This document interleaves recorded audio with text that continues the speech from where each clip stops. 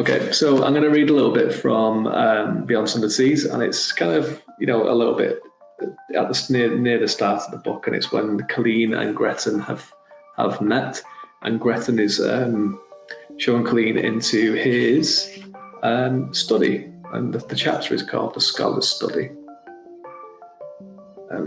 Marauder's Bluff, that is the island's name, Greton replied, holding up a finger. And yes, that is they. But the stories are crazed experiments and the like are just that. Stories, a grand way of keeping unwanted visitors away. Aha, he grinned as he pulled out a small iron key. Come along, I have wanted to show my library to somebody new for decades. Calene couldn't deny Greton's infectious excitement.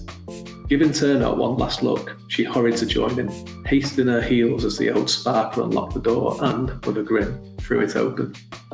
A frown formed as she stepped inside.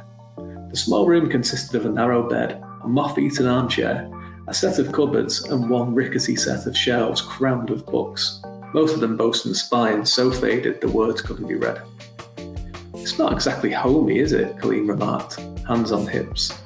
Greton closed the door with his foot, the covered package from his saddlebags in his hands, and gloom smothered the disappointing room. Also, I hate to tell you, seeing as you seem pretty excited about it, but most libraries I've seen have more than one bookcase. Greton raised an eyebrow and crossed to the unit, beckoning Calene to follow. Pick up the book, young Sparker, he murmured, nodding at one with a faded green spine. That one right there will do. Calene glanced at the book, and then at Greton, and back at the tome again. Sighing, she reached out and laid her fingers on it. Is this one of your favourites, or is there some kind of... The creaking of wood from behind cut off her words. The floor had parted, revealing a flight of stairs leading below. Have a little faith, Calene. Did you really think I would leave my library and all my research up here where anyone could simply walk in and find it?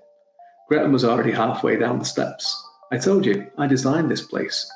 People seldom had the chance to build themselves a secret underground vault. I would have been cheating myself if I didn't do just that, wouldn't I? Calene could summon no words to argue with him, not a single one. The wooden steps creaked as she descended into darkness, cringing when the corruption stirred at the welcoming gloom. Thankfully, it didn't last long. Greton muttered a mouthful of inaudible words under his breath from somewhere in the darkness, and, after a clicking sound, soft blue light ballooned and spread through the underground chamber. Calene came to a stop one step from the bottom, lost for words. She couldn't even swear.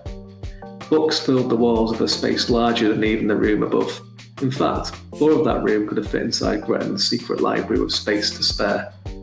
While there weren't any windows or natural light to speak of, the place oozed coziness to the most comfortable of degrees.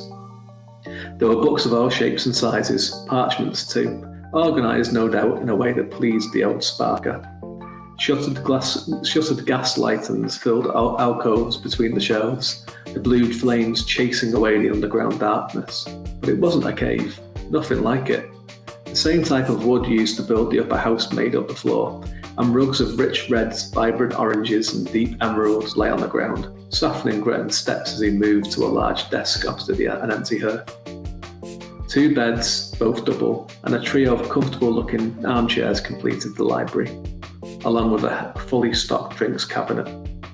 Greton eased the package he cradled like a babe onto the desk, then sighed as he turned and took in his abode. An expression of pure contentment spread across his face, a look he hadn't worn in Calene's presence so far. It knocked 30 years at least off him, made him almost boyish, if boys had more wrinkles on their faces than a slept-in tunic. Calene couldn't help but smile too. This room, his home, his library, was Greton's happy place. The den where he could truly be himself, shut off from the Order, from Haltveldt, from everything. She moved off the stairs and turned, her smile growing wider, and tears stung her eyes. Framed maps filled the far wall, the only wall without books or parchment, all she assumed penned by his hand. There were drawings too, portraits of men and women reading or playing clanctor, or just existing. Peaceful moments captured for all time. Who are these people? Calene asked, approaching the wall. Friends? Greton didn't answer at first. Frowning, she turned. He'd moved up alongside her, footsteps quiet on the rug, and gazed at the wall. Sorrow had replaced serenity. These people were he sighed, and a tear trickled down his cheek. I never knew the word. They were more than friends. I loved each and every one, and I still do, even though many are long dead. Lovers then, Calene murmured.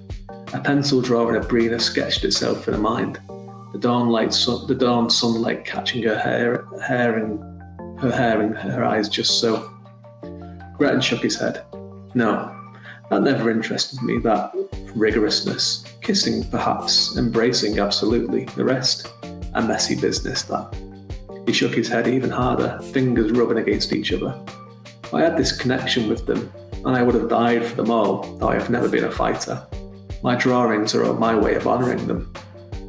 Calene reached out for the old man, but a last-second change of heart had her tucking a stray strand of hair behind her ear instead.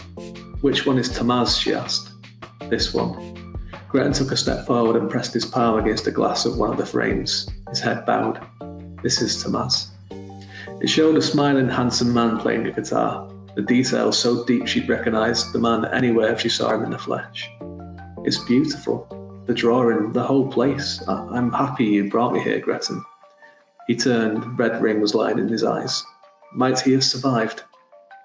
Greton opened her mouth. Calene opened her mouth and then closed it. She didn't know the details, but she knew too well all the events in Haltveldt increasingly turned out for the worst. Right then, though, Greton needed her, and he craved a sliver of something she desired so much herself. He might have, she whispered, have hope, because without it, what reason do we have to live? To keep going, and if you can't find that hope, I'll try to muster it for you. Sniffing, Greton nodded, then wiped at his eyes. Thank you. Now, we have much to catch up on. Would you like a drink? I have the finest Vellum brandy. Vellum brandy? Calene remembered it all too well, the liquor burning her throat and rising to her head in Willow's broken bard all too well. Drock, why not? Don't let me drink too much though, right? Greton laughed. Where's the fun in that? And that's where I'll leave it. That was Beyond Solitude.